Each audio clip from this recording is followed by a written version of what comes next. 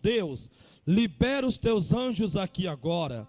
Em nome de Jesus, meu Deus, repreende principado, potestade, entidade, encosto, toda obra do inferno, todo laço do diabo, todo espírito do medo, da inquietação, todo mal que estiver sobre a vida dessa pessoa, aprisionando, tornando a prisioneira cativa, em nome de Jesus. Deus, eis que eu te peço, em nome de Jesus. E você que crê, diga amém, e aplauda Jesus bem forte então.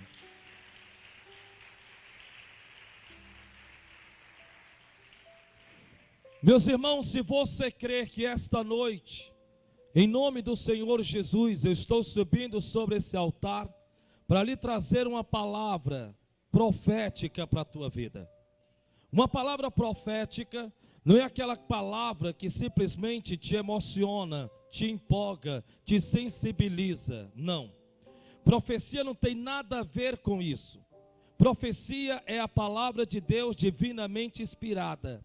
É aquela palavra que salta aos seus olhos. É aquela que fala contigo a teu respeito. É como se alguém me tivesse dito acerca da tua vida. É aquela que te incita, é aquela que te provoca, é aquela que te irrita, é aquela que faz de você aquela pessoa decidida a mudar as estações da tua vida. É aquela que às vezes você pode até um pouco meio que ficar com raiva de quem está sendo usado para te declarar tamanha profecia, mas mesmo assim você estará disposto a seguir. Por quê?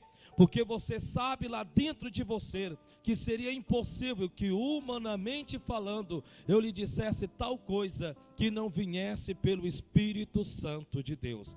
E a primeira profecia que eu lanço na sua direção é que esta noite, em nome de Jesus, será a última noite mais pobre da sua vida, em nome de Jesus. Esta noite será a última noite mais pobre da sua vida. Se despeça dessa noite. Se despeça de todos os acontecimentos contrários, frustrados, que lhe causam ou lhe causaram decepção, frustração, medo, angústia, tristeza, e que lhe tem lhe paralisado, lhe intimidado, lhe acovardado, e feito com que muitas vezes você meio que tenha que andado para trás. Por que eu estou lhe dizendo isso? Porque se você abrir os seus olhos, se você crer na verdade como ela está escrito, você mesmo irá dizer para você mesmo que você a partir de hoje irá mudar de vida. Ainda que você meio que fique chateado comigo, ainda que você saia daqui dizendo: nossa, eu estou com muita raiva do profeta, se eu pudesse eu esganava aquele homem. Glória a Deus. Eu quero que você saia daqui assim, eu quero que você saia irritado, eu quero que você saia daqui chateado, mas chateado em ter ouvido a verdade, em que você mesmo logo depois, ao passar por as portas desta igreja e ao ouvir esta mensagem por meio deste DVD, você possa, em nome de Jesus, tomar a decisão mais certa na sua vida, que tudo que Deus tem para lhe falar é a mais pura verdade, que tudo que Deus tem para lhe falar é a mais pura realidade.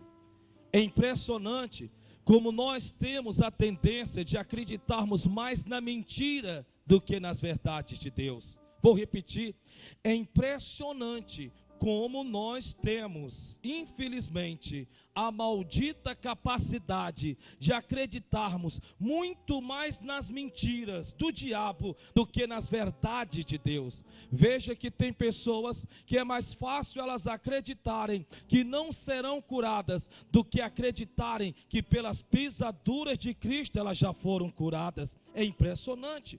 É impressionante como elas chegam ao ponto de pegar o diagnóstico de um médico, pegar aquele exame do médico, e ainda que os seus olhos estejam vendo aquilo, de repente desacredita naquilo que também está escrito em uma folha de papel, exatamente igual ao que está escrito em outra folha de papel, que é o diagnóstico do médico, que é o resultado do exame, e ao olhar para ele, e olhar para a palavra, olhar para ele, olhar para a palavra, ele simplesmente coloca de lado o que a palavra de Deus diz e começa a celebrar a enfermidade, como se aquilo que estivesse escrito a seu respeito acerca de que Cristo tomara sobre si as suas enfermidades fosse mentira. E aí andam como doente, pensam como doente e levam a sua vida doente. É impressionante como tem pessoas que, além de acreditarem mais da mentira, da enfermidade de forma física, ainda existe aqueles que celebram a enfermidade emocional, aquela que abate, aquela que entristece, aquela que comove, aquela que te coloca para baixo, aquela que te angustia, ao ponto de você tanto acreditar em que você sente, que você chega ao ponto de desacreditar naquilo que a palavra de Deus diz, que ainda que você esteja angustiado, buscando a Deus, o teu Deus te livraria de todas as angústias e tu glorificarias ao teu Deus. É impressionante como tem pessoas que infelizmente elas preferem acreditar nas mentiras do diabo. Como tem pessoas que elas preferem acreditar que é impossível que o marido, o filho, a esposa, o pai e a mãe se converta, porque se deixam levar pelo que os seus olhos veem, ao ponto de agora desacreditarem naquilo que o próprio Deus ele deixou escrito na sua palavra, em que basta você crendo somente, serás salvo tu e toda a tua casa. É impressionante como tem pessoas que têm a maldita capacidade de celebrar mais as mentiras do diabo do que acreditar nas verdades de Deus.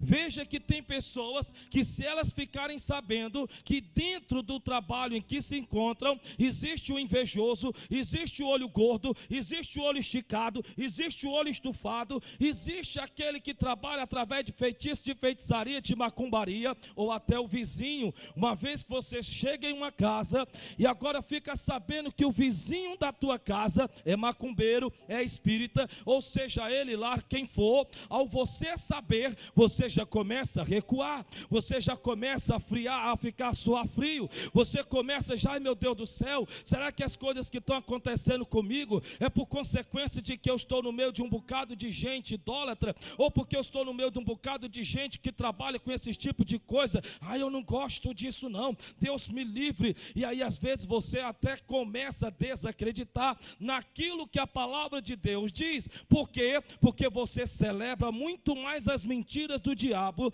concernente a que Satanás fala ao teu ouvido, de que o macumbeiro é que é forte. Não, a mãe de santo, fora a mãe de santo não existe outra. Pois deixa eu te dar uma coisa, querido, muitas vezes você está acreditando muito mais nas mentiras do diabo do que nas verdades de Deus, porque segundo a palavra de Deus está escrito que encantamento e feitiçaria jamais pegaria em Israel. Mas você não acredita nisso, porque você vive com medo, e você anda com medo, ao ponto de que infelizmente agora você também não vai acreditar no que está escrito na Bíblia, 365 vezes a palavra não temas. Você acredita mais na mentira do que na verdade, ao passo que você anda crendo nela, age de acordo com ela, se comporta de acordo com ela. E quando você anda, se comporta e age de acordo com as mentiras do diabo, você sentirá medo, você sentirá doente, você se sentirá angustiado, você se sentirá deprimido, você se sentirá sempre em desvantagem. Você sabe o que é interessante? Que haverá uma grande reunião. E nessa grande reunião eu estarei lá e você também. E nessa reunião vai ser chamado tanto a minha pessoa como a sua pessoa. E no dia em que nós chegarmos lá, não terá como nem eu e nem você darmos glória a Deus por aquilo que não acreditamos de verdade. Não terá como eu chegar diante de Deus e Deus me perguntar: Onassis, eu queria que você se explicasse para mim. Por que você não acreditou no que eu deixei escrito a teu respeito, de que você não temesse coisa alguma porque eu era contigo? Por que você temeu isso? Por que você andava com medo lá embaixo? Porque você não cria em mim? Porque eu lhe dei motivos, algum momento, para você desacreditar de mim? E aí, querido, as desculpas que eu invento aqui embaixo não irão me servir lá em cima. Porque aqui embaixo você até ainda pode dar um alarido de glória a Deus só de boca para fora, mas em que o próprio Deus e o diabo sabem muito bem que é só de boca para fora. Porque Deus não se deixa levar pelo meu, pelo teu, pelo nosso, glória a Deus. Porque o bem da verdade nós não provamos que cremos em Deus até que começamos a andar e agirmos de acordo com o que Deus diz pela sua palavra. O bem da verdade é que nós, quando chegarmos lá em cima, nós vamos ser interrogados. E nessa interrogação, Deus vai fazer várias perguntas a você e a mim. E Ele vai dizer assim: Onassis, eu queria que você me explicasse por que você levou a sua vida toda doente.